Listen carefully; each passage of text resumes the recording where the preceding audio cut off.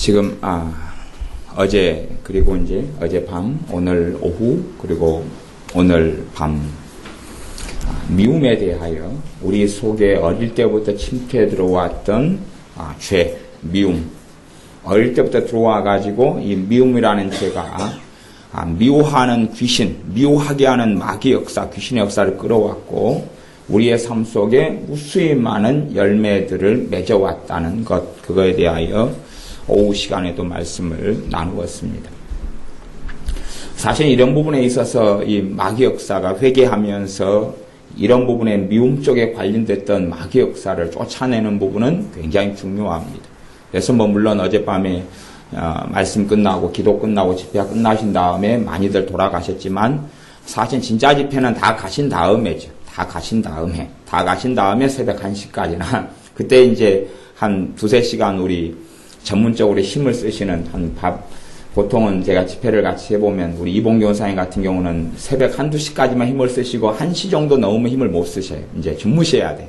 그분은 타임은 잠잘 때가 도래했도다. 그러고 이제 우리 박 교사님 같은 경우는 한 4시 반까지는 힘을 많이 쓰세요. 새벽 4시 반까지는 쌩쌩해서 엔진이 잘 돌아가요. 중간에 또 한 번 쉬어주면 4시 반까지는 계속 치유 사역 해주고 기도 사역을 잘 할 수 있는 엔진이 있어요. 이게 진짜 오리지널은 집회 시작하기 전날, 그 전날에 다 말씀을 가리키면 새벽 4시 반까지도 기도하고 사역하고 며칠을 그렇게 했다가 이제 그냥 부흥회를 이제 한 거지요. 그 다음에 어제도 그래도 1시까지는 열심히 잘 하셨어요. 잘 하시고 사역을 하시고. 그래서 제가 새벽 기도도 땡땡이 하고 안 하고 그렇게 지났습니다. 그리고 물론 내일 새벽 기도도 없을 예정이고, 저를 찾지는 마세요, 새벽에. 근데, 이 부분에 있어서 깊이 있게 기도와 사역을 받아야지만이 사실은 해방되는 부분이 있어요. 단순하게 말씀을 듣고, 그 다음에 깨닫고 회개하는 부분에 있어서 열매가 있긴 하지만, 그런 것 가지고는 다 처리할 수 없다는 것. 단지 함께 기도하고 기도 조금 받고 그래가지고는 빠르고 쉬운 길을 걸어갈 수 없다는 것은 여러분이 좀 인식하셔야 돼요. 그래서 오늘도 말씀이 끝나고 또 기도 사역까지 어느 정도 해주고 나면 10시 반, 11시 되겠지요? 그 다음부터 이제 사실은 진짜는 그 다음부터 시작되는 것이에요. 물론 다들 가시던 대로 그냥 집에 가시면 돼요. 계시던 분만 진짜 집회는 그때부터 시작할 수밖에 없으니까 어쩔 수밖에 없는 그런 환경상의 문제가 됩니다. 근데 보통 저녁에 집회 참석하는 분이 하나를 얻는다 그러면 더 새벽 1시, 2시, 3시까지 계시는 분들은 이제 5개, 10개를 얻겠죠. 그건 다 어쩔 수 없는 부분이 되어진다는 것을 이해하셔야 됩니다. 제가 이제 어제고 지금 오늘 오후고 간에 내가 기본적으로 가장 강력한 죄 중에 하나가 미움이다 그랬습니다. 미움의 죄를 통하여 직접 야곱의 가정에서 야곱의 아버지, 할아버지, 야곱의 아버지나 그 자녀들의 삶 속에 무슨 일이 벌어졌는가를 성경을 통해서 이 말씀을 나누었습니다. 다시 정리를 해보면 미움을 통해서 맺게 되는 열매, 미움을 통해서 미움이 내 안에 자리 잡기 시작할 때부터 로마서 7장 말씀에는 내 육신에 거하는 것이 죄가 거한다. 그래서 죄가 거하기 때문에 죄의 법이 작용하고 죄의 법에 따라서 죄는 계속하여 활동한다. 그렇게 말씀합니다. 본질적으로 죄를 통하여 활동하는 것은 원수 마귀죠. 그렇기 때문에 원수 마귀 역사, 귀신들의 역사가 들어와서 어릴 때부터 함께하기 시작한 다음에는 귀신하고 사람하고 인격적인 결속과 결합이 이루어져 버립니다. 오래되면 그런 다음에는 사람이 전혀 그런 귀신의 역사는요, 미치는 것하고 아무 상관없습니다. 이 땅에 에베소서 6장의 말씀으로 하면 우리의 씨름은 혈과 죽에 대한 것이 아니요, 그 다음 귀신들과 마귀하고 싸움인데 마귀의 종류를 총 4종류로 이야기합니다. 첫째는 정사, 권세, 이 어두움의 세상 주관자들, 하늘에 있는 악한 영들. 그럴 때에 어떤 면에서는 이런 감정, 미움이라는 그것을 통하여 역사하는 귀신의 종류를 가장 일상적으로는 정사와 권세 종류의 귀신이다. 이렇게 말할 수 있어요. 그 다음에 이제 인격적으로 침입하고 역사하고, 야, 나다. 내가 너에게 이렇게 말하노라. 그런 식으로 역사하는 귀신의 종류를 이 어둠의 세상 주관자들, 이 땅에 있어서 어둠의 세상 주관자들, 그 다음에 더 큰 통치의 영역 속에서 다니엘서에 보면 바사 군, 바사 페르시아 왕자라고 지칭하는 아주 높은 권세를 가진 귀신, 그리고 최정점에는 사탄, 옛용, 뱀, 옛뱀, 마귀라고도 하는 존재가 가장 꼭대기에 있습니다. 가장 꼭대기, 그 밑에 하늘에 있는 악한 영들, 그래서 그 하늘에 있는 악한 영들은 각 나라의 어떤 통치 시스템을 가지고 지배하고 다스리는 걸 알 수가 있어요. 그 다음에 이제 이 땅의 삶 속에서는 이 어둠의 세상 주관자들이 사람에게 역사하는 귀신의 종류 가운데는 가장 센 놈이고, 가장 일상적으로 우리의 삶에 침입해서 역사하는 애들은 정사와 권세라는 귀신들이에요. 그래서 우리가 사람을 어떤 사로잡아버리고, 말하자면 그 사도행전에 있는 저 많은 귀신 들린 여자, 저 많은 귀신에게 사도 바울이 쫓아내고 이럴 때 저 많은 귀신 정도 되는 것은 이 어둠의 세상 주관자들에 속하는 그런 어떤 인격적이다는 게 뭐 선하고 좋다 그런 이야기가 아니라 사람하고 어떤 교류할 수 있는 그러한 정도의 수준의 악한 영 귀신이다 하는 것이고, 여러분이 이제 그까지의 세계까지는 깊이 있게 잘 모르셔도 큰 문제는 없습니다. 근데 말씀을 좀 더 깊이 알려면 일상적으로 제가 지금 미움이라고 하는 것이 사람의 삶 속에 이 미움의 죄를 통하여 미움으로 역사하는 귀신의 역사가 파고 들어온 다음에 내 인격하고 연합이 이루어지고 사람의 삶을 계속하여 끌고 가게 되는 일이 벌어집니다. 그래서 미워하는 죄들을 많이 지은 다음부터는 미워하는 귀신이 그 미움이라는 죄를 통하여 활발하게 활동을 합니다. 활발하게 활동하면서 그 사람의 감정, 생각하고 연합하게 되어져요. 그러니까 귀신하고 그 사람하고 연합되니까 생각, 감정은 당연히 하나로 갈 수밖에 없어요. 하나로 가기 때문에 그 사람하고 귀신하고 연합을 통해서 내가 생각한다 그러지만 귀신이 생각하는 건 내 생각이에요. 말하면 미워하는 것을 통하여 미움이 바로 생겨요, 내 안에. 근데 사실은 안에 생기는 건 아니에요. 안에 생기는 건 아닌데 내 육신의 죄가 그하고 죄의 법을 통하여서 존재하기 때문에 실상은 내 안에서 생겨나는 것처럼 체험되고 느껴지고 내 것처럼 올 수밖에 없는 부분이 생깁니다. 생각, 감정의 부분 속에 또 마음에서 나타나는 것처럼 실제로 느껴집니다. 그래서 어제 저녁과 오늘 낮에 오후의 말씀을 통해서는 여러 가지 다양한 열매들이 맺혀지는 것을 말씀드렸습니다. 물론 이 미움을 통해서 미움이 요 안에서 들어오니까 안에서 무슨 일이 벌어지냐 그러면 안에서 밖을 미워하게 만듭니다. 자기를 포함해서 자기 혐오. 나를 미워하는 방법은 굉장히 많습니다. 나를 미워하는 방법 중에 하나가 뭐냐 하면 열등감이죠. 그러지, 열등감. 나를 미워하는 방법 중에 하나가 열등감이에요. 그래서 내 자신은 낮고 천하게 보고 다른 사람의 것들을 부러워합니다. 다른 사람의 외모를 부러워하고 다른 사람의 가진 걸 부러워하고 다른 사람의 재능을 부러워합니다. 나보다 재능 많은 사람은 대한민국에 다 깔려 있습니다. 전 세계에 깔려 있지만 그러나 나만의 독특하게 가진 부르심도 있다는 사실이에요.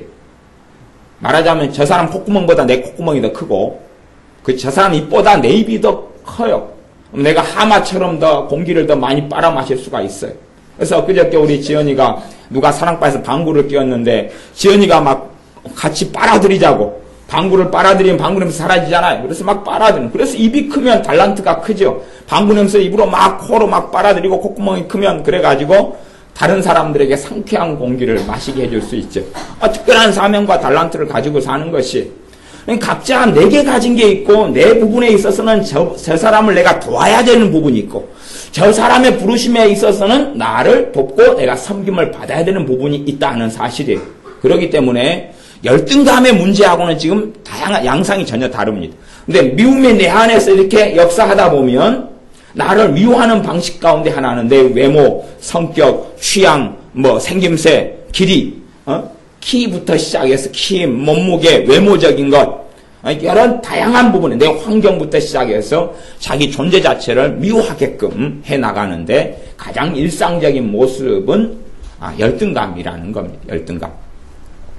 그 다음에 이제 우월감도 반대에 있죠. 우월감. 내가 너보다 낫다 하는 우월감은 이 미움이 지금 밖으로 표출되는 것입니다. 다른 양상이지만 미움 안에서 우월감이 생겨나는 것이 많아요. 미움이 내가 있어요. 상대방을 미워해야 돼요. 미워해야 되는데 그냥 막 무조건 증오심과 미움을 바라면 자기가 좀 이상한 사람이 되니까 포장하는 것이죠. 너는 못됐어. 너는 틀렸어. 나는 옳아. 그렇게 하다 보니까 생기는 게 우월감입니다. 그 중에 하나도 또 다른 양상으로 뭐 또 생기냐고 판단. 그죠? 너 틀렸어. 미움이 생기니까 어떤 사건과 일에 있어서 너가 틀렸어. 너가 잘못됐어. 너가 잘못 행했어. 판단, 비판, 비난. 그런 것이 생겨납니다. 그 중에서 이제 심하게 가면 다른 사람을 저주하는 욕설도 생겨날 수 있다. 그랬습니다. 그리고 이제 미움이 내 안에서 계속 활동하기 때문에 사랑을 정상적으로 받아들이는 기능이 다 마비되고 스톱이 된다 그랬습니다. 엄마 아빠의 사랑이든지 형제 간의 사랑이든지 아니면 하나님 아버지의 사랑도 받아들이는 게 스톱되고 마비가 됩니다. 그러니까 사랑을 받아들이는 게 미움이 강성할수록 되지 않기 때문에 하나님과 관계를 복음 안에서보다는 율법 안에서 맺으려고 합니다. 왜냐하면 복음 안에 주님의 십자가 사랑을 받아들이는 것이 망가져 있거든요. 이 안에 미움이 강성하게 활동하니까. 그래서 하나님에 대해서 그 사랑을 받아들이는 기능이 망가져 버립니다. 망가졌다기보다는 그 안에 진을 치고 있는 거죠. 미움이라는 죄를 통하여 원수 마귀가 방해하고 가로막아버리고 맙니다. 원수 마귀가 미움의 방어막을 쳐주는 거죠. 내가 미움이라는 죄를 선택하고 그 길에 걸어가기 때문에 하나님께서 그 사랑을 부어주셔도 내가 미움이라는 죄를 통하여 미움으로 역사하는 더러운 귀신은 막을 수가 있어요. 그 권리가 있습니다. 죄는 권리증이에요. 죄는 내 인생과 삶에 대한 권리증을 마귀에게 귀신에게 제공하는 거기 때문에 미움이라는 죄를 통하여 하나님의 사랑이 내 심령과 마음과 삶 속에 들어올 수 있는 걸 가로막아버리고 맙니다. 그래서 사랑을 받아들이지 못하는 사람은 떠돌아다니는 삶을 살 수밖에 없습니다. 내가 집에 있다 할지라도 눈치를 보게 되죠. 눈치를 봐요. 왜냐하면 나를 미워할 수 있고 내 실수, 내 잘못을 짓잡을 수 있고 나는 집에서 환영받는 존재가 아니기 때문에 혹은 우월감을 통해서 나는 대단한 존재야라고 착각하는 쪽으로도 갈 수 있습니다. 나는 굉장히 대단한 존재야. 인정받으려고 애를 쓰는 걸로 갈 수도 있고 눈치를 보여요. 눈치를 봤어. 그래서 우리 아이들 가운데도 미움에 통해서 그 공격을 많이 받고 그 속에 뿌리박는 애들이 많기 때문에 기도를 시키면 인정받으려고 기도 생활을 하죠. 하나님과 만나기보다는 눈치를 봐요. 그래서 목사님이 어떻게 좀 내 기도하는 걸 보고 잘한다. 정사님이 잘한다. 엄마가 잘한다. 누가 잘한다. 집사님이 잘한다. 그렇게 보려고 눈치를 실실 보면서 기도해요. 근데 혼자 기도는 못해요. 왜냐하면 눈치를 누가 사람이 있어야지 내가 인정받잖아요. 근데 사람이 아무도 없어요.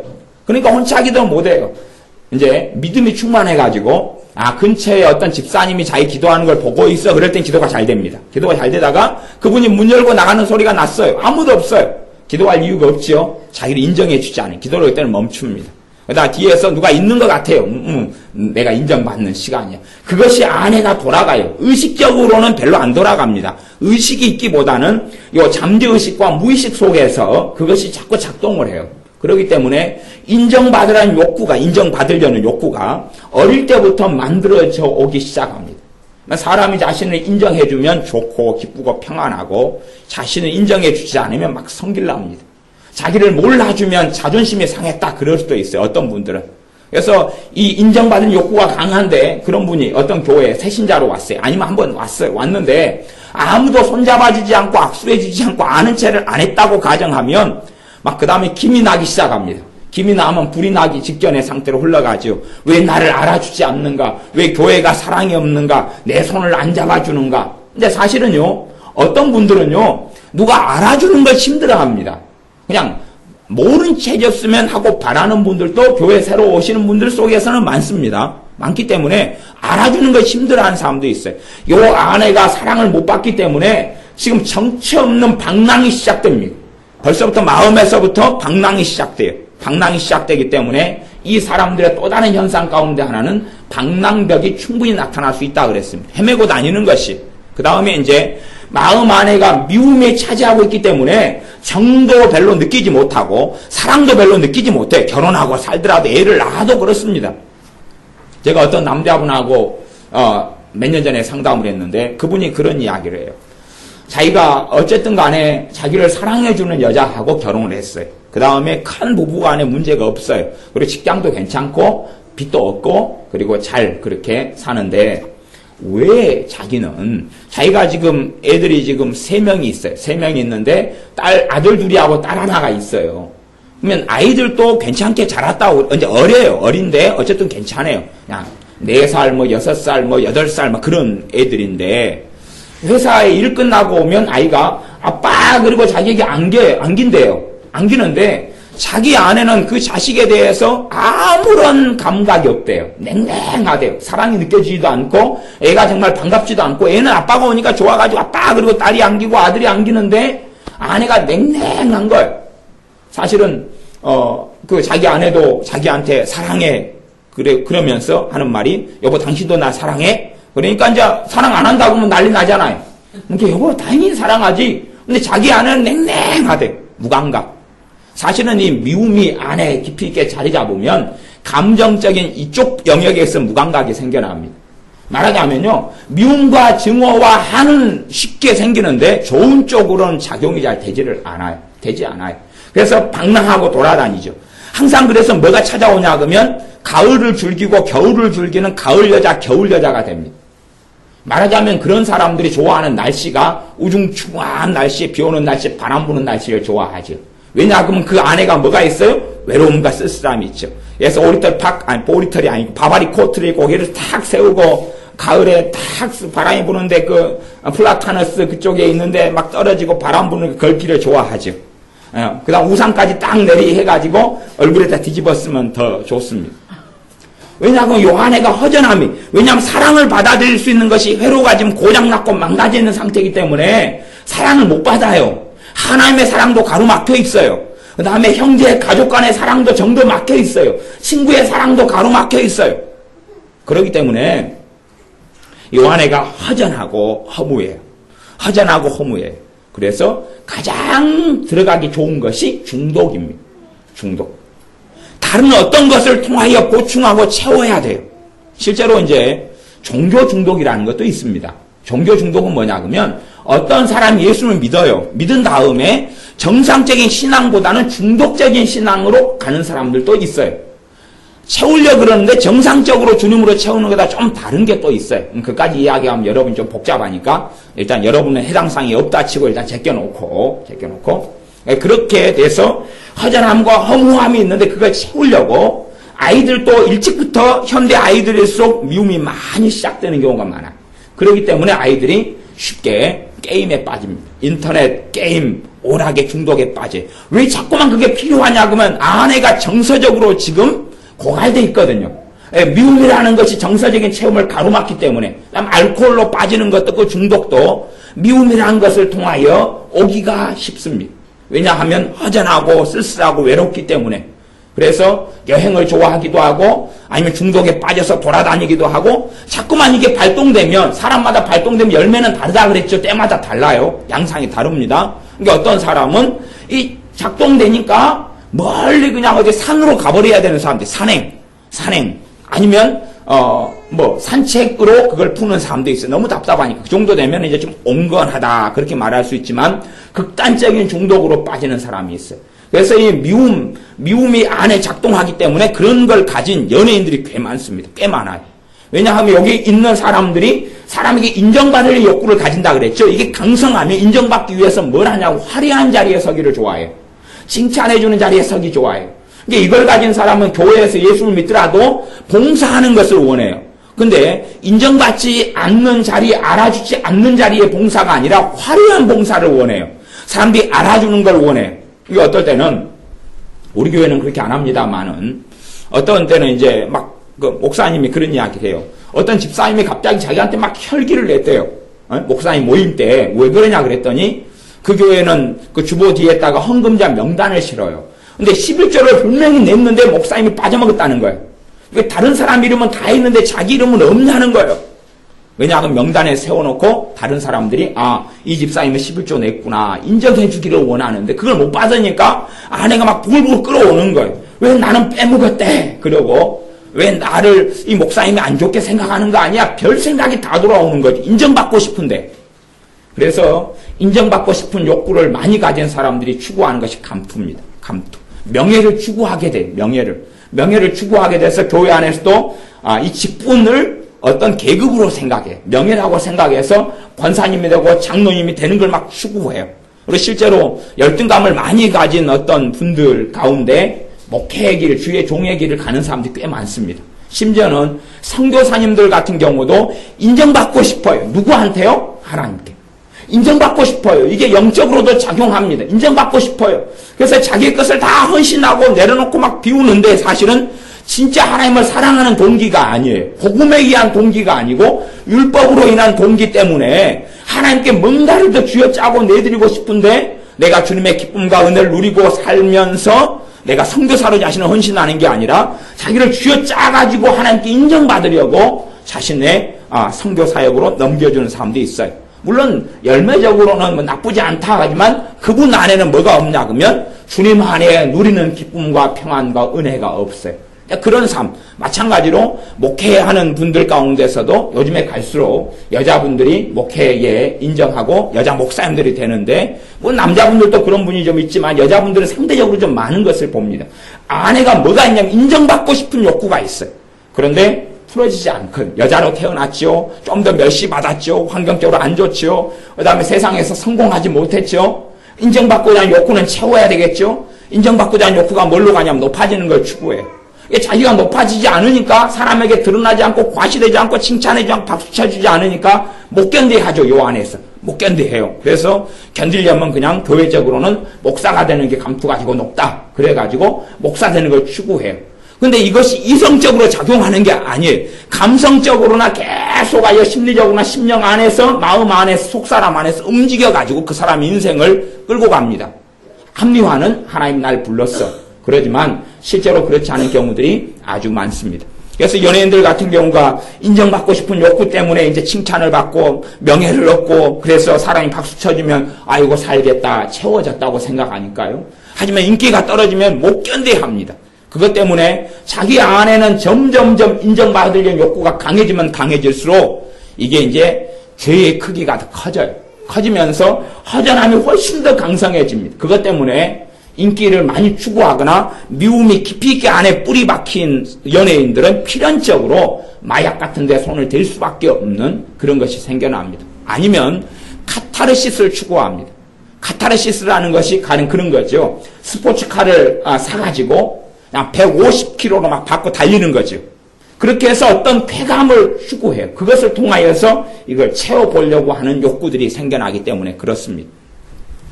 그래서 미움을 가진 사람 강력해지면 강성해지면 중독의 경향들을 가집니다. 왜냐하면 자꾸 안에서 허전하다 이 감정이 이 정서가 흘러가기 때문에 그렇습니다. 못 견뎌야 하는 거예요. 그래서 결혼한 다음에도 예를 들어 여자분들이 그런 쪽으로 많이 좀 흘러가는데 남편한테 여보 당신 나 사랑해? 그러면 이제 그런 거 하루에도 막 5번씩 물어보는 여자들 있잖아요. 모르세요? 여자분들이 많으셨어요. 자기 안 그러세요 여러분들? 그걸 안 들으면 막 이상한 거예요. 먼저 이야기해줘. 여보 사랑해. 그 다음에 이제 반작용이 있어야 돼요. 당신 이야기 안 해? 야 내가 이야기했잖아. 네 이야기해. 내가 지금 이야기했잖아. 네 사랑한다고. 네 빨리 네 차례요. 그걸 안 해주면 이제 성질 나는 거예요. 뿔따고 안 왔어. 건성으로 이야기해줘도 성질 나고 아니면 몇 번 하다 보니까 또 열받는 건 뭐냐고. 왜 내가 항상 먼저 이야기해야 되느냐. 네가 먼저 이야기할 수 없느냐. 사랑한다고 확인을 안 받으면 못 견디는 거예요. 이게 아내가 비어있기 때문에 벌어지는 일이에요. 아내가 비어있기 때문에. 남자, 여자도 이제 하룻밤 같이 잔 다음에, 부부, 정상계 부부가. 등을 돌려요, 남자가 등을 돌려요. 등을 돌리니까 여자가 그때부터 뭐 해요? 배신당하고 버림받은 기분을 느껴요. 그 다음에 이제 왜 나한테 등 돌리고 자냐? 그래서 이 허전함을 채우려고 그게 있는 자녀들은 항상 부모 품을 그리워합니다. 물론 그 사랑을 받고 누리는 거하고 달라요. 그건 되게 다르다고 지금 어젯밤에 설명을 해드렸습니다. 그러니까 엄마를 꼭 끌어안고 자요. 딸이든지 아들이든지 엄마를 꼭 끌어안고 자요. 근데 그 사랑을 받아들이는 거하고 달라요. 그냥 신체가 접촉함으로 내가 엄마가 옆에 있다는 안정을 얻을 뿐이에요. 그냥 그때 살아나가는 방편이에요. 계속 이렇게 끌어안고 자요. 누구하고 스킨십을 자꾸 해요. 그렇기 때문에 이걸 채워줘야 되는데 여자가 그래서 나이가 들거나 남자가 나이 들면 남자는 어느 쪽으로 갈 수 있냐 그러면 음란, 성욕 쪽으로, 정욕 쪽으로 가버릴 수 있어요. 왜냐하면 자꾸만 스킨십을 해야지 평안한데 그래서 이 여자, 저 여자, 저 여자 이렇게 막 해요. 그래서 이렇게 자꾸만 이렇게 스킨십을 하고 부부간에도 자꾸 만지려고 그러고 손을 잡고 있으려고 그러고 붙어 있으려고 그러고 이걸 추구하게 돼요. 왜냐하면 아내가 자꾸만 뭔가가 부족하고 채워지지 않기 때문에 물론 닮는다 해서 채워지는 건 아니에요. 그것이 이 미움이라는 것이 요 안에 있기 때문에 자꾸만 이 중심 안에 하나님의 사랑이 들어오는 것, 신자들에게 하나님의 사랑이 부어지는 걸 가로막고 있기 때문에 문제가 벌어지는데 자꾸 스킨십을 원할 수밖에 없어요. 뭐 남자가 스킨십을 원하면 이 여자 저 여자, 여자가 스킨십을 원하는데도 사실은 남자하고 자꾸 붙어있지만 붙어있으려고 하지만 문제가 생겨나요. 채워지지 않거든요. 근데 여자가 또 남자하고 여자가 둘 다 미움을 안에 죄가 진을 치고 있고 그를 통하여 미움으로 역사하는 귀신이 역사하는데 양상이 달라버린 경우도 많이 있습니다. 같으면 재미없으니까 이쪽은 달라붙으려고 그러고 그래서 남자의 입장에서는 여자가 항상 자기 옆에 붙어 있어야 돼. 안 붙어 있으면 막 성질 나는 거예요. 자기 근거리에 있고 같이 자야 되고 손잡고 자거나 같이 옆에 붙어 있어야 돼. 근데 여자는 미움이 용 안에 역사하니까 같이 붙어있기보다는 다른 양상, 실어버린 양상으로 나타나요. 그러니까 한쪽은 손잡고 자자, 한쪽은 끌어안고 자자, 한쪽은 꼴보기 싫다, 좀 각 방 쓰가 다른 방을 쓰자. 그리고 변명이 생겨나면 좋아요. 변명은 뭐냐 그러면 뭐 남자가 코골을 심하게 꼴면 아이고 감사합니다. 코를 심하게 보면 합리화가 되잖아요. 당신 코 고는 소리 때문에 내가 잠을 못 자니까 우리는 각 방을 써야 된다. 그렇게 합리화를 하는데 종류가 달라요. 그래서 미움이라는 그 죄가 시간이 흘러가면서 굉장히 많은 나뭇잎과 꽃을 피우고 열매를 맺어갑니다. 굉장히 많은 걸 맺어가요. 그 속에서 우리는 고통하고 살아갑니다. 그러나 우리의 몸에 완전히 배어버린 것은 사람이 생각하기를 자기 성격이다라고 생각합니다. 자기 취향이다라고 생각해요. 자기 성격, 자기 취향. 그래서 이 미움이라는 게 작동하면 자꾸만 의심도 생겨나고 의처증도 생겨난다 그랬죠. 왜냐하면 상대방을 신뢰하지를 못해요. 믿지를 못해요. 상대방을 완전히 믿지 못해요. 그래서 벌어지는 일이 안 믿을 사람을 믿고 믿을 사람을 안 믿는 일이 벌어져요. 말하자면 이게 이제 내가 집을 방황한다 그랬어요. 그러면 방황하면 아이들 같은 경우 중학생, 고등학생 되면 친구 따라 강남 간다 그 말이에요. 근데 어떤 친구를 사귀냐 그러면 세상적인 친구를 사귀어요. 정말 자기에게 유익이 되는 친구가 아니라 쾌락적인 친구를 사귀어요. 요 안에 지금 뭔가가 채워지지 않았잖아요. 그러면 어떤 세상에서부터 그걸 채우지 않은 친구들을 사귄다 그 말이에요. 뭐 중독 가운데도 쇼핑, 돌아다니는 것, 머리 하는 것, 막 지지고 볶고, 그 다음에 아이들 같은 경우도 일본 좋아하는 오쿠자? 예? 오덕구. 일본 걸 모든 오덕구 애들이 중학교, 고등학교, 초등학교 때 완전히 가득 찼습니다. 가득 찼어요. 어떤 반은 절반이 넘게 오덕구예요. 오덕구라는 게 뭐냐 그러면 일본 문화를 그대로 모방하는 거예요. 그러니까 놀러 갈 때는요. 그 일본 만화 중에서 그런 거 있잖아요. 뭐 여자가 이상하게 요술봉 들고 막 요술봉기 셀인가? 그런 그런 옷을 입고 밖을 돌아다녀요.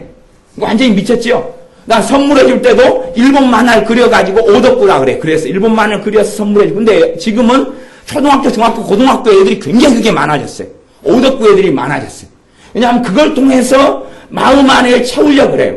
이게 안 좋은 친구들을 사귄다 그렇게 되는 거예요. 안 좋은 친구들은 영화관에 놀러 다니고 구경 다니고 남자친구 사귀고 왜 일찍부터 남자친구를 애들이 사귀게 되냐 그러면 요 안에 채워지지 않는, 다시 말하면 미움이 더 강해지기 때문에 그래요. 미움이 강해지니까 그의 열매 중에 하나인 외로움, 허전함, 쓸쓸함이 강해질 수밖에 없어요. 강해질 수밖에 없어요. 그러니까 남자를 일찍부터 사귀지만 그래서 일단은 콩쿠뿌리 씌우고 싹 빠지지만 정상적인 사랑의 관계로 빠지는 건 아니에요. 정상적인 사랑의 관계는 책임지는 사랑이죠. 책임지는 사랑이 아니에요. 단지 외모에 아니면 성적 충동에 아니면 함께 있다는 것 통해서 안위를 얻는 그런 것을 빠질 뿐이고 시간이 흘러가면 그것이 어리석음의 열매가 되는 것을 발견할 수밖에 없게 됩니다. 그래서 허전함, 외로움 때문에 좋지 않은 친구들과 어울릴 수밖에 없어요. 어울릴 수밖에 없어요. 그런데 결과적으로 책임은 내게 100% 있다는 사실이죠. 왜냐하면 내가 미움을 받아들이기 시작할 때부터 그렇기 때문에 그래요. 내가 미워하는 사건, 일을 통하여서 어릴 때부터 받아들이기 시작해요. 말하자면 죄하고 동거가 시작되고 그걸 통하여 귀신하고 접신이 일어나는 것이. 귀신하고 접신도 아까 정사와 권세의 이런 스타일의 귀신하고는 양상이 또 다른 어떤 거의 인격적으로 그냥 생각하고 지혜가 있고 말하고 이런 양상의 귀신들하고는 양상이 좀 다르다 그랬어요. 다르기 때문에 보통 우리가 이 정사와 권세라고 하는 주로 이것을 다른 말로는 그냥 좀 감정의 영들 그렇게 표현하기도 합니다. 이런 계열의 귀신들하고는 양상이 좀 달라요. 다르기 때문에 알지를 못합니다. 알지를 못해요. 단지 자신의 본성의 한 부분, 성격의 한 부분, 기질의 한 부분이라고 착각을 해요. 그러나 기질이나 성격이 아니라 실제로는 마귀 역사가 그 사람 속에 스며들어 와요. 스며들어 온 다음에 귀신의 역사를 계속하여 죄를 계속 받아들이고 짓고 판단하고 정죄하고 이간질하고 싸우고 다투고 분노하고. 그래서 이 미움이라는 게 당연하게 기본적으로 뭘 나타낸다 그랬어요? 분노를 나타내. 분노를 나타내.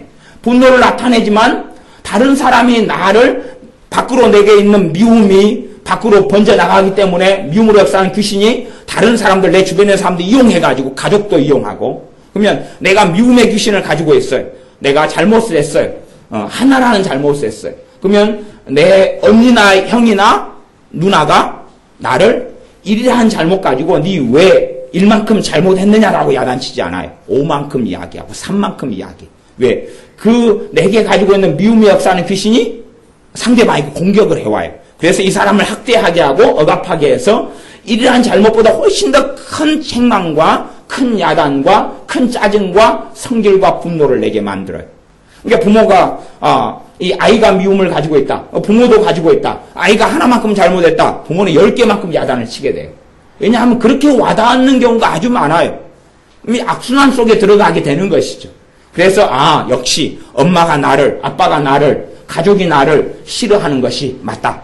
미움이 역사하면 폭력을 행사하게 돼. 폭력을 행사하게 돼. 내가 강자고 약자인 경우는 자꾸만 주먹이 나가고 아니면 때리게 되지요. 그러니까 사랑으로 하나님의 말씀 잠언이 이야기한다 자녀를 때리는 것보다 실제로 막 성질이 나가지고 때리게 되는 것들이 생겨나서 오히려 더 악화된 관계 속에 들어가는 일들도 많아진다 하는 이야기입니다. 그래서 이 미움이라는 것이 우리의 삶 속에 오랫동안 들어와서 우리 안에서 이모저모 활동과 일을 하면서 아주 안 좋은 열매들을 맺어내는 것. 이런 종류들이 아주 많이 있어요. 굉장히 많이 있어요.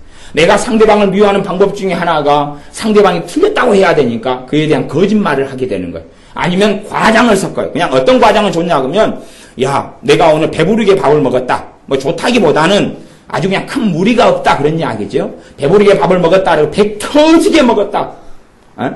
아니면 5바이트 나오게 먹었다. 뭐 그까지도 뭐 과장을 했지만 피해를 주는 과장은 아니죠. 그러나 다른 사람에 관련된 것 그거에서 과장을 해서 더하고 빼고 하면서 더하고 빼고 문맥을 약간 다르게 만들어가지고 상대방을 공격하게끔 객관적으로 저 사람이 하나의 잘못을 하고 하나의 옳은 걸 했어요. 그래서 1대1의 문제가 있어요. 좋은 쪽, 나쁜 쪽. 근데 내가 이야기할 때는 좋은 쪽 0, 나쁜 쪽 2로 이야기할 수도 있다. 그런 말이에요. 내가 겪기에. 그러면 이것이 이제 거짓말이 되고 이간질이 되어집니다. 심화될수록 안 좋은 쪽으로 흘러가는 경우는 이간질이 나타나게 되어져요. 그래서 그런 사람들의 관계는 보면 깊이 있는 인간의 관계를 잘 맺지 못해요. 그러니까 이제 미움을 최소한에 눌러놓고 또 회개하고 눌러놓고 회개하고 그럴 때에 이것이 작아질 수 있어요. 다루니까. 주님 앞에 하나님의 말씀으로 깨끗하게 되고 기도와 말씀으로 거룩해짐이라 했던 것처럼 말씀으로 다루고 주님 앞에 나가 회개하면서 이걸 다루고 처리해 나갈 때는 이제 힘을 점점 못 쓰는 걸로 갑니다만은 계속하여 미움이라는 것에 죄를 공급해줘 가면 훨씬 더 강력한 힘을 가지게 됩니다. 그래서 이 작은 불씨 하나가 산을 태워버리는 것처럼 온통 인생과 삶을 태워버릴 수가 있어요. 그래서 이제 이 미움이라는 걸 통해서 우리의 삶에 아주 다양한 열매들이 맺혀간다 그랬습니다. 아주 많은 열매들이 맺혀가서 우리의 삶에 해악을 끼치고 문제를 일으킵니다. 그래서 이 부부간의 관계 속에서도 미움이라는 게 안에 작용하면 상대방이 말하는데 성질부터 나요. 짜증부터 나고 성질부터 나요. 자식에게 미움이라는 게 작동하면 말을 듣는 순간부터 성질이 나요. 짜증이 나고 신경질이 나요. 왜냐하면 말하는 그 배우애가 마귀가 함께 연합해가지고 있고 말하기 때문에 말하자면 영적인 힘을 가지게 돼요. 말이 영적인 힘이 안 좋은 쪽으로 미치니까 입도 뻥끗하지 말아라. 입만 열면 그냥 확 때려버릴 거야. 주둥이 닥쳐! 그리고 막 성질이 나기 시작하거든요. 그 다음에 이제 찍소리 못하고 말하지 못하면서 아내가 점점 안 좋은 것을 맺어내고 만들어내기 시작합니다. 그러니까 우리 자식이 둘이가 있어요. 여러분이 자식을 딱 둘을 낳았는데 하나는 미움을 가지고 있고 하나는 안 가지고 있어요. 하나는 가지고 있고 하나는 안 가지고 있어요. 둘 다 가지고 있다 양상이 틀리죠. 근데 안 가지고 있는 애는 안 가지고 있다기보다는 약하다 그 말이 약해요. 약한 경우는 말을 해도 그렇게 싫지가 않고 밉지가 않고 짜증나지 않고 별로 성질나지 않아요. 그리고 용서할 부분은 용서를 잘 할 수 있어요.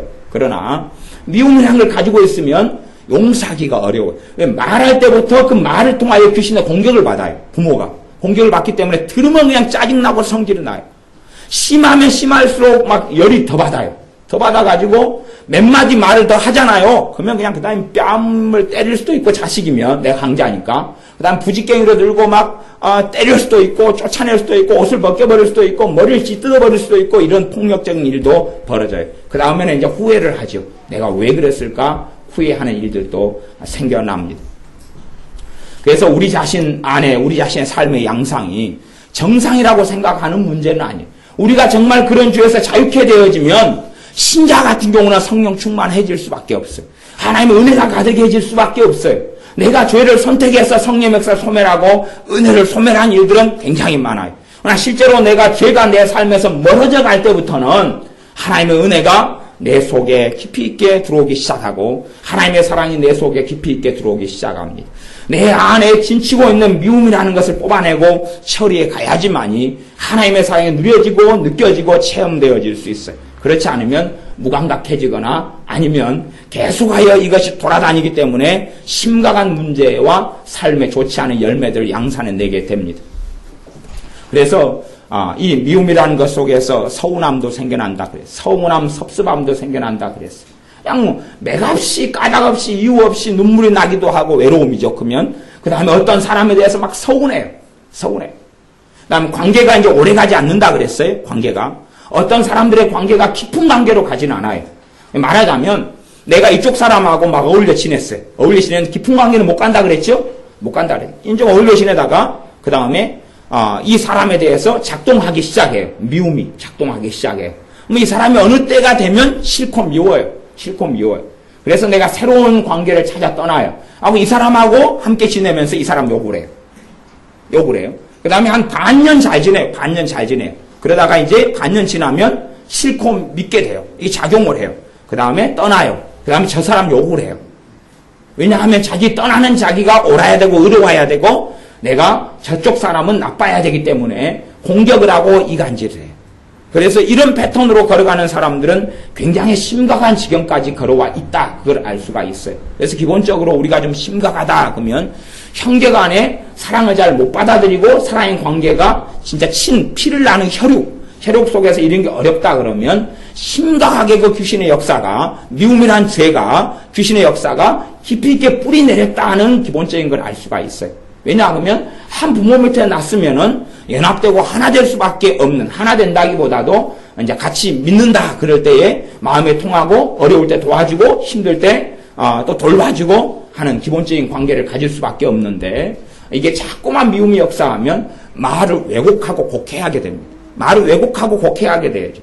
이게 말을 내가 전달했는데 듣는 사람이 다르게 들어요. 말을 다르게 들어요. 아까 오후에 어떤 분이 예배 참석하셨잖아요. 끝나고 난 다음에 저한테 황당한 이야기를 하셨어요. 황당한 이야기 여러 개 했는데 그 중에 하나는 뭐냐 그러면 목사님 설교 시간에 어떻게 그렇게 그런 말씀을 하셔요? 그래서 무슨 이야기인데요? 목사님 천국 지옥 말고 또 다른 거 있다고 목사님 설교 시간에 말씀하셨잖아요. 그러는 거예요. 저는 그렇게 제가 말한 적이 없는데요. 아니 천국 지옥 말고 딴 것도 있다고 그랬잖아요. 아니 제가 그런 이야기 한 적 없습니다. 천국하고 지옥 말고는 없습니다. 근데 사람이 살다 보면 너무나 살기 싫으니까 예수 믿는 사람도 천국도 싫으니까 내가 천국 안 보내줘도 되니까 나란 존재 자체를 없애달라고 그렇게 그냥 막 하는 사람이 있다 그런 이야기를 했지요. 너무 고통스럽고 힘드니까. 근데 그런 곳이 있다. 는 이야기를 한 적이 없는데 그분은 그렇게 가지고 목사님이 그렇다고 그러는 거예요. 말하자면 이제 그것도 미호경의 한 종류예요. 그래서 지금, 미호경이 지금 많이 들어와서 지금 있는 것 같아요. 그걸 좀 처리하셔야 됩니다. 그렇게 말씀을 했지만, 이제 이 미움이라는 게 지니치고 있을 때도 나타나는 현상이 그런 현상이 있어요. 뭐냐 그러면 오해하고 곡해하게 되어져. 상대방의 말에 대해서 다르게 해석하고 다르게 받아들이는 경우들도 많이 생겨나요. 그러면서 문제가 심각해지죠. 그러니까 미호경 같은 경우를 가지고 있는 경우는 그런 경우도 이제 이 미움이 심화되면 진리의 뿌리를 내리지 못하죠. 왜냐하면 하나님에 대한 미움으로도 작용하니까 하나님에 대한 원망으로도 작용하거든요. 하나님에 대한 신뢰가 없는 걸로도 작용해요. 작용하기 때문에 당연히 귀신의 역사를 받아들일 수 있는 귀신의 속임수에 쉽게 당할 수가 있어요. 쉽게 당할 수가 있어서 문제가 벌어지죠. 그래서 아까 그분 같은 경우도 이제 안수기도를 해줄 때 그렇게 했다 그래요. 안수기도 해줄 때 귀신이 침입한다고. 제가 안수기도 해줄 때나 그럴 때도 예수피 그랬대요. 계속 그러고 있었대요. 막 귀신 역사 나타날까봐. 그래서 왜 그렇게 했다 하면서 이유가 뭐냐, 자기 구역의 구역장이신가 누가 그런 걸 가르쳤대요. 안수를 함부로 받으면 귀신이 들어온다고 뭐 어쨌다는 좀 가르쳤대요. 물론 그런 일이 있지요. 근데 이제 그런 세계 속에 살아가는 거예요. 그러니까 사실은 정상적인 신앙으로 살고 돌아오기는 참 어려워요. 그래서 사실은 제가 교회 집회도 우리 교회 신자들만을 위한 집회를 사실은 하기를 원하는 거예요. 그런 이야기 들으면 좀 그렇잖아요. 제가 안수해주기도 싫어하지만 요상한 이야기 한 시리즈 한 꾸러미를 여러 개 들으면서 그래서 제가 그 다음엔 상대하기 싫어가지고 그냥 말 안 하겠습니다. 그리고 난 서재로 들어가 버렸어. 더 이상 말할 가치가 없기 때문에 그래. 근데 미움의 형이 돌아다니고 활동하면 모든 일에 있어서 오해하고 곡해하는 일이 벌어져요. 오해 곡해. 말하자면 상대는 성질 내지 않고 말을 했어요. 근데 어떻게 받아들여져요? 네가 나한테 성질 부렸잖아. 네가 나한테 짜증냈잖아. 네가 나한테 성질 냈잖아. 그러니까 내가 성질 나는 거야. 내가 서운한 거야. 내가 아픈 거야. 내가 힘든 거야. 그렇게 나타난다. 그런 말이. 그 다음에 이제 이 미움을 통하여서 우울증도 옵니다. 우울증이나 조울증 계열도 와요. 그러니까 정상적인 우울증이 있어요. 신체 호르몬상의 정상적 우울증이 있고, 그 다음에 삶의 큰 어려움과 아픔을 겪어서 오는 우울증도 있어요. 그런 건 정신적인 충격을 세게 받으니까 올 수 있죠. 오기가 쉽고, 그거 말고 이제, 모든 우울증이 그런 건 아니에요. 그런 건 아닌데, 어떤 우울증은 미움을 통해서 오고, 그 다음에 미움을 통해 미움의 귀신이 역사하고, 그 다음에 그 열매 중에 하나로 우울이나 조울을 맺어내기도 합니다. 말하자면 요 안에 허전하고 쓸쓸하고 미움이 계속 느껴지는데 자기 혐오가 생기고 자기 증오가 생기고 주변에 있는 사람들 다 밉고 싫고 그리고 내게 역사하는 미움의 영이 주변에 역사해서 나를 미워하고 싫어해요. 그런 일이 벌어지면 그러면 이제 우울할 수밖에 없어요. 계속 아예 다운되고 침체되고 그래서 우울하다는 이야기는 우울의 생각들을 귀신으로부터 계속 받아들일 수밖에 없어요. 그렇게 해서 이제 귀신 역사 속에 하루 내내 나를 넘겨줘 버릴 수도 있습니다. 왜냐하면 하루 내내 귀신이 주는 서운함을 받아들이기 시작하면 귀신이 주는 건 끝나지 않는 일이 됩니다. 귀신이 주는 것은 여러분이 상식적으로 생각하면 알 수 있어요. 하루 내내 곱씹고 돌아가요. 잊어먹으려 해도 잊혀지질 않아요. 용서가 잘 안 되는 것이 있어. 용서가 안 되는 것이 몇 가지 있는데 그 중에 하나는 상대방이 내게 큰 잘못과 큰 문제와 큰 아픔을 줬으면 당연히 용서하기가 어렵다는 건 상식적인 거 아니겠습니까? 말하자면 여러분을 누가 때려가지고 여러분 눈 한쪽이 시력을 잃었어요. 그렇다면 이 시력이 회복될 때까지는 이 고통이 사라지고 아픔이 사라지고 문제가 없어져도 사실 용서하기는 어렵다 그런 말이에요. 그런 것처럼 심각한 상해를 내가 입거나 심각한 고통, 아픔을 받았으면 용서하기 싫은 건 당연한 것이. 용서가 쉽지 않다 그 말이. 쉽지 않다 그 말이. 근데 사뿐히 지려받고 주시옵소서 하는 것처럼 내가 엎드려서 놀고 있는데 다른 애가 지나가면서 내 허리를 받고 지나갔어요. 뭐 그런 것은 좀 용서하기가 쉽죠. 별것 아닌 일이기 때문에 그렇습니다. 근데 이제 용서가 또 안 되는 문제가 있어요. 물론 그런 거 말고 몇 가지 상황이 더 있습니다만은 문제가 용서가 또 안 되는 것 중에 하나는 뭐냐 그러면 상대가 범인이 아닐 때예요. 상대가 범인이 아닐 때. 말하자면 내가 서운함을 느껴요. 서운함을 느끼면 그러면 마령 엊그저께 현민이하고 은혜 사건처럼 현민이가 막 서러워서 계속 울었다 그 말이에요. 서운해서 은혜 누나의 어떤 말에 막 그랬다 그 말이에요. 근데 진짜 은혜 누나는 범인이 아니에요. 근데 자기 안에 뭐가 자꾸 움직이고 있어요? 서운함이. 미움의 열매로서 서운함이 계속 돌아가고 있으니까, 이제 그 다음에 이제 우리 그래도 현민은 나름대로 신령해요. 나름대로 영적이 신령해요. 신령하기 때문에 누구를 용서하려고 애를 써요? 은혜 누나를 용서하려고 애를 써요. 기도를 해요. 주님, 은혜 누나 용서해요. 용서해요. 용서가 돼요? 안 돼요? 안 돼요. 범인이 아니거든요. 범인이 아니에요. 은혜하고 이야기해보면, 은혜, 예? 제가 무슨 일 때문에 그래요? 무슨 일 있었냐? 아니요. 아무 일도 없었는데. 뭐 싸운 것도 아니고, 목살 잡은 것도 아니고, 내가 막 뺨을 때린 것도 아니고, 말로 욕을 한 것도 아니고, 뭐 아무 사건이 없는데, 혼자 이제 그런 뒤집어 쓰는 거예요. 그러면서 이제 아내가 막 미움이 생기지요. 미움이 생기니까 이제, 주님 용서합니다. 용서합니다. 누구 문제예요? 자기 문제예요. 자기 문제예요.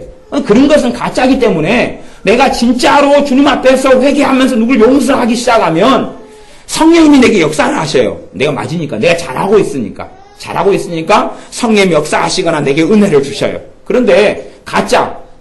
저 사람은 용서해야 될 문제가 전혀 아니에요. 단지 내게 역사하는 귀신의 역사에 계속 불과한 것이. 내게 미움으로 귀신이 계속 역사하고 있고 서운함으로 역사하고 있고 돌려주고 있을 때에 나는 그들을 용서합니다. 용서합니다. 전혀 용서하고는 아무 해당사항이 없는 이야기죠.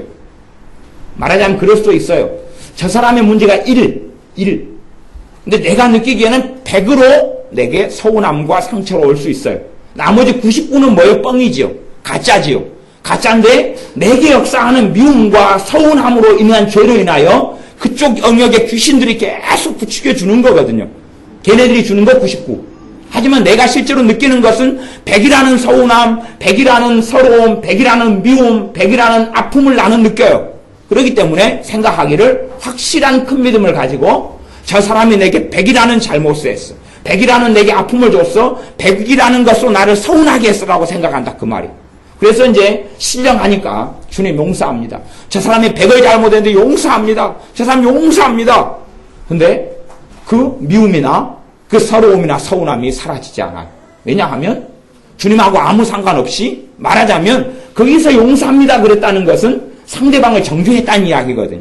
저 사람 일밖에 안 했는데 100일을 했다는 거예요. 저 사람이 말하자면 나한테 내 1,000원을 지금 안 갚았는데 저 사람을 1,000만 원이 안 갚았다고 고발한 거예요. 그러니까 잘못이 돼버리죠. 내 잘못이 돼버려요.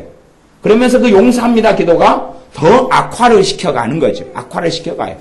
내가 내 죄 때문에 하나님께 회개를 해야 되는데 회개하기보다는 남에게 책임 전가하고 탓을 하면서 저 사람 잘못에 내가 용서합니다라고 의인으로서 권리를 행사하고 있거든요. 물론 용서한다는 것이 어떤 사람의 잘못에 내가 진짜 잘못이고 그에 대해 용서한다 그래도 하나님이 용서하고는 무관합니다. 원천적으로 하나님이 용서하고는 무관해요. 왜냐하면 우리가 누구를 용서한다는 것은 주님의 진노하심에 그 사람을 맡겨드리는 것이 원수 갚는 것이 내게 있으니 내가 갚으리라 말씀하시면서 용서하라고 말씀하시는 거예요. 내가 용서할 때 재판관이신 하나님의 손에 주님의 손에 맡겨버리는 것이고 주님께서 다루고 처리한다고 말씀하셨다는 것이 본질적으로 용서예요. 거기에서 이제 더 깊이 들어가는 용서의 영역도 있어요. 사랑은 허다한 허물을 덮느니라 하는 그 영역까지 있어요. 그러나 기본적으로는 원수 갚는 것을 주님께 맡기는 용서지요. 그래서 누가복음 18장 같은 경우에 가난한 과부와 불의한 재판관의 경우에 있어서도 용서의 부분은 밤낮 부르짖는 택하신 자들의 원한을 갚아주지 않겠니. 그걸 기도응답으로 나오는 것이. 낭망치 말고 기도할 것을 비유로 하여 가라사대. 기도를 하니까 뭘 갚아주신다고요? 원한을 갚아주신다고 말씀하시는 거예요. 그러지 그런 부분에서 성경에서 이야기한 용서하고 사람들이 자의적으로 아니면 WCC나 NCCK에서 지그들이 마음대로 이야기하는 하나님은 무조건적인 용서를 한다. 예수님은 무조건적인 사랑을 했다. 그런 아주 사이비적인 이단적인 사상하고는 전혀 다른 것입니다. 그게 이단적인 사상하고 전혀 다른 것, 이단적인 사상일 수밖에 없는 것은 주님께서는 모든 자를 구원하시지 않기 때문에 그렇습니다. 모든 자를 구원하시기를 원하시지만 구원은 모든 사람의 것이 아니미로다고 말씀하셨고 사울왕 같은 경우는 주님이 버려버렸습니다. 버려버려서 사무엘 선지자가 그를 위해 기도할 때에 더 이상 기도하지 말아라. 그를 위해서 내게 기도하지 마라. 내가 버렸다. 지옥으로 내가 이미 끝장을 냈다. 라고 말씀합니다. 그래서 이 땅에 살면서 주님을 믿었다가 사망에 이르는 죄를 짓는 사람들도 있습니다. 사망에 이르는 죄를 짓는 사람들은 하나님이 이 땅에 살면서 끝장을 내버렸기 때문에 다시는 회개할 기회도 없고 돌아올 기회도 없습니다. 물론 사망에 이르는 죄 가운데 성령 해방죄도 있습니다. 성령 해방죄를 지은 이들도 더 이상 돌아올 수도 없고 하나님을 찾을 수도 없고 구할 수도 없고 회개할 기회가 전혀 없습니다. 그래서 그런 죄들도 있습니다. 그렇기 때문에 성경 하나님 말씀 명백하게 그걸 말씀합니다. 주님께서 나를 부인하는 자는 회개하고 그러면 용서를 받지만 성령님을 해방하는 자는 전혀 이 땅에서도 오는 세상에서도 용서받지 못한다. 그렇게 경고하시기도 했습니다. 그렇기 때문에 주님의 용서라는 것, 하나님의 용서라는 건 사람들이 생각하거나 WCC나 NCK가 생각하는 그런 용서하고는 개념 자체가 전혀 틀립니다. 걔네들이 이해하고 해석하는 것은 이단 사이비적인 하나님을 오해하고 하나님을 자기 마음대로 짜집게 한, 예수님을 마음대로 짜집게 한 그런 것에 불과합니다. 본질적으로 이제 용서라는 기본적인 것은 하나님께서 심판하시는 것에 내가 맡겨드리는 것이 용서일 뿐입니다. 거기에 나아가서 내가 더 깊은 과정 속에 용서하는 것도 있습니다. 그러나 기본적으로는 용서도 그렇습니다. 또 어떤 형제라 일컫는 자가 너희에게 죄를 범하거든 너희가 가서 그 사람의 죄에 대하여 이야기해라. 지적하고 이야기해라. 그래서 그 사람이 회개하고 받아들이고 그 부분의 잘못을 사죄하고 갚을 부분은 갚고 그렇게 하면 너희가 형제를 얻는 것이고 그래도 말을 안 들으면 증인들을 데려가서 이야기해라. 그래도 받아들이지 않고 말 안 들으면 교회에 이야기해서 교회가 다루도록 해라. 그래도 말 안 들으면 그는 세리처럼 이방인처럼 전혀 너하고 상관없는 사람으로 여기서 관계를 정리하고 끝장을 내라. 그렇게 주님은 말씀하셨습니다. 용서의 부분에서 그렇게 말씀하셨어요. 그러니까 용서에 대한 이야기는 훨씬 더 광대하고 다양하고 좀 복잡합니다. 그러지 단순하게 그냥 무조건적인 용서. 말하자면 그 누구 유명한 사람이 그랬어요. 유명한 사람이. 우리나라에 그냥 설교의 대가라고 일컬어지고 대부분의 목사님들이 그 양반한테 설교를 배운 그 유명한 모 목사님이 그렇게 이야기했어요.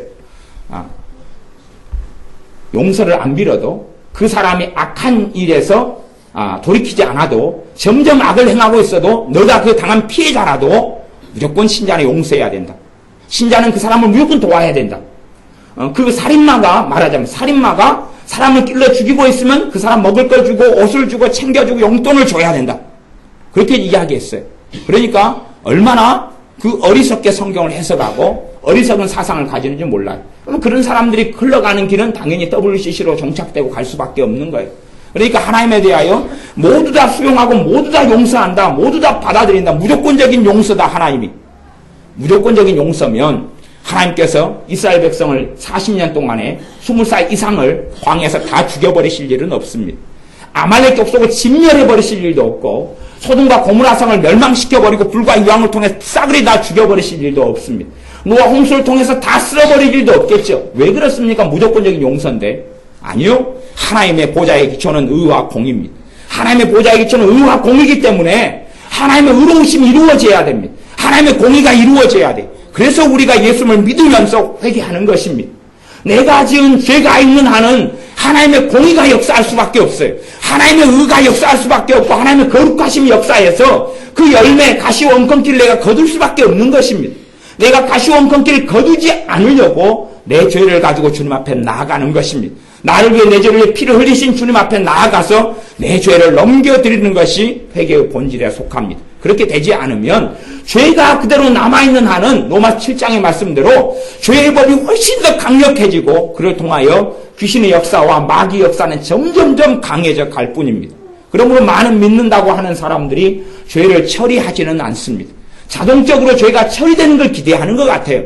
그러나 그런 일이 있었다면 정말로 하나님께서 택하신 야곱이나 아브라함이나 이삭이나 야곱의 자녀들이 아마 성령 충만한 삶을 살았겠죠. 하나님의 택한 이스라엘 백성이 아무도 하나님을 부인하지 않고 버리지 않고 하나님의 축복 속에 은혜 속에 살았겠죠. 그러나 그들은 죄 가운데 끊임없이 살기를 기뻐했고 원했고 이스라엘 백성은 대부분이 회개하지 않고 멸망의 길로 걸어갔습니다. 그것처럼 대부분의 많은 신자들도 죄 가운데 살면서 회개하지 않고 살아가기 때문에 그래서 요한계시록의 소아시아 7교회에 대해서 주님께서 엄정한 말씀을 하시는데 그 가운데 5교회는 심각한 책망을 받습니다. 어떤 책망이냐 그러면 생명체에서 이름을 지워버리겠다.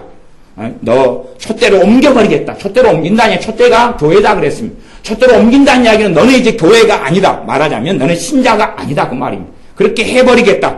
그리고 구원받지 못한다. 토하에 내쳐버리겠다. 그런 말씀을 주님이 하고 계시는 거지. 야, 그 정도 죄는 눈 감아주겠다. 괜찮다. 사람이 무슨 다 죄 안 짓고 사냐? 완벽할 수가 있냐? 괜찮다. 그렇게 말씀하신 것이 소아시아에 있는 7교회 가운데 5교회 하신 말씀이 아니었다는 것입니다. 아니었고 생명나무에 참여하지 못한다. 하나님의 나라에 들어가지 못한다. 너는 나하고 상관이 없다. 하는 스토리로 주님은 계속하여 말씀을 하셨습니다. 그것처럼 죄의 문제가 우리 삶에 해결되지 않고 처리되지 않는다면 점점점 심각한 삶으로 갈 수밖에 없습니다. 내가 믿기 전에 지었던 죄든 내가 믿으면서 지었던 죄든 이 미움을 통하여 나타났던 많은 열매적인 죄들이든지 간에 물론 제가 예를 들어 이간질이라고 할 때 이간질이 다 미움에서만 나는 것은 아닙니다. 근데 제가 지금 현재 미움을 설명하는 과정 속에서 또 우울증이 다 미움에서 그 열매가 나는 건 아니다 그랬습니다. 근데 어떤 이들은 지금 미움에서 나는 것이 있다 그 말이에요.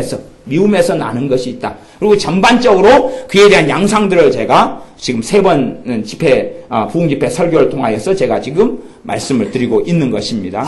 그래서 여러분들이 기도하실 때에 주님 앞에 나와서 내가 여러분들이 대다수가 지금 애들도 그렇지만 이 미움이 깊이 있게 뿌리 내려서 또 뿌리 내리는 과정 속에 아이들은 과정 속에 있거나 아이들이 처리하는 과정 속에 있거나 이미 뿌리를 일찍 내렸거나 아니면 어른들 같은 경우 대부분 뿌리 내렸는데 양상들이 다양하죠. 아주 다양합니다.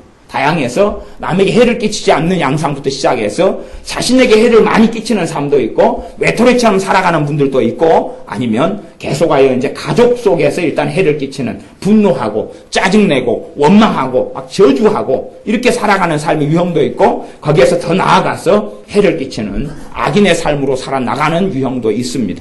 그래서 여러분의 삶 속에 그런 미움의 죄를 회개하시고 정리하시고 미움으로부터 생겨나는 외로움, 쓸쓸함, 허전함, 허무함, 이간질, 또 비판, 판단, 정죄, 중독증 그 다음에 사람이 누군가 있어야 되는 거 사람이 인정받고자 하는 욕구 사람에게 관심을 끌려고 하고 그래서 애들 같은 경우도 관심을 끌려고 부모의 관심을 끌려고 하는데 그게 정상인 것하고 그 다음에 이 미움에서 나타나는 허전한 허무감 때문에 생기는 것부터 다양한 많은 부분의 종류들이 있습니다. 여러분이 그 죄를 가지고 주님의 십자가 의지하여서 주님 앞에 나오고 그 다음에 기도를 받으시고 함께 기도 사역 속에 들어가시고 그렇게 하면서 이 미움이라는 부분을 그래도 집회하는 기간 동안에 많이 좀 처리할 수 있도록 여러분이 더 자유케 되고 그냥 조금만 좀 다루고 많이 다루지 않으면 막 머리도 아프고 막 터져나갈 것 같고 심장이 벌렁거리고 막 한이 올라오고 귀신의 정체가 막 드러나는 거거든요. 드러날 때 이런 것을 넘어서 가지고 아이고 몸무게가 좀 빠진 것 같다 시원하다 머리가 이제 개운하고 말끔하네 정도로 가야지 이제 좀 한 고비는 넘어가고 그다음 자유케 되는 여정 속에 들었다 그렇게 말할 수 있습니다. 그래서 자유케 되는 한 고비를 넘어서 여정 속에 들었다 그런 것은 하나님의 은혜가 나타나기 시작해요. 막 성령의 은혜가 나타나기 시작하고 하나님의 사랑이 내가 체험되기 시작하고 그러면 이제 한 고비 넘었다 그럴 수 있습니다. 그렇지 않으면 사실은 조금만 다루었다가 그다음에 해결하지 못하고 다시금 점점점 상황이 또 삶이 심각해지는 걸로도 충분히 갈 수 있습니다. 여러분이 다 주님을 통하여 우리 주 예수님을 통하여 미움에서 또 그에 대한 다양한 열매들에서 자유케 되시기를 바랍니다. 기도하겠습니다. 아버지 하나님 우리가 미움에서 자유케 되고 해방되기를 원합니다. 이간질과 거짓말과 외로움과 쓸쓸함과 중독증과 비판과 판단과 쓸쓸함에서 해방되기를 원합니다. 우리가 거기에서 이 미움에서 오는 증오와 분노와 원망에서 살인하고 미워하고 자기 정죄하고 열등감을 가지고 우월감을 가지고 교만해지는 이러한 것들에서 벗어나고 해방되기를 원합니다. 그리하오니 주님 도와주셔서 우리가 주님의 십자가 앞에 주님 앞에 죄를 가지고 나아갈 때 주님의 은혜가 이 죄를 씻어주시며 주님의 거룩한 보혈이 우리의 삶을 새롭게 주시옵소서. 예수님의 이름으로 기도하옵나이다. 아멘.